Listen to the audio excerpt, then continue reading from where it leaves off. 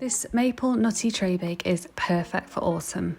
And to make it, I used 180 grams of light soft brown sugar, 180 grams of baking margarine, 3 large free-range eggs, 180 grams of self-raising flour, 8.5 tablespoons of maple syrup, and 100 grams of nuts. I used pecans and walnuts. I also used around 350 grams of buttercream. My buttercream recipe is in my buttercream playlist if you want to know how I make it. I creamed together the light brown sugar and baking margarine until light and fluffy, and then I added in the 3 eggs and 2 tablespoons of maple syrup. I then mixed that until it was all combined. Meanwhile, I took 80 grams of the nuts and crushed them up with a rolling pin, and some with my hands, leaving some chunks bigger than others. I tipped in the self-raising flour and mixed again on a slow speed, and then I folded in the nuts just by hand with my spatula until they were all distributed throughout the batter.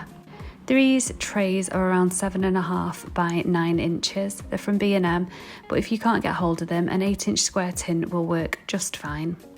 And I baked this at 150 fan for an hour. I took my buttercream and I added in 2.5 tablespoons of maple syrup and mixed it all around until it was all combined. This is the tray bake after it's baked. I pricked it all over, and then I got 2 tablespoons of maple syrup and brushed that over the top just to sink down into it while it was still warm. Once it was nearly cool, I turned it out onto a wire rack and I just brushed another 2 tablespoons all over the flat side of the tray bake.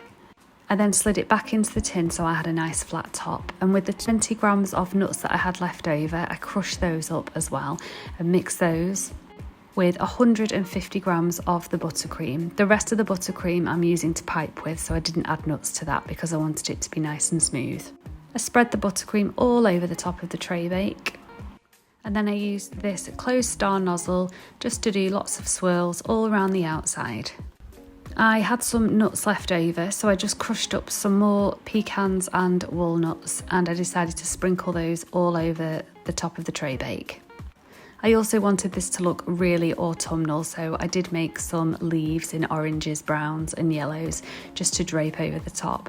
You don't have to do this, you can decorate it however you like.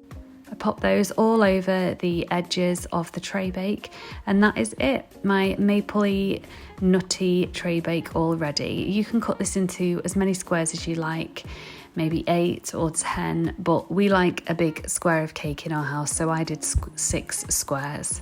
I love the light soft sponge, and then you get a nice crunch of nut running through it. It's delicious. Is this something you think you would like, and would you have a go at making it? Let me know in the comments.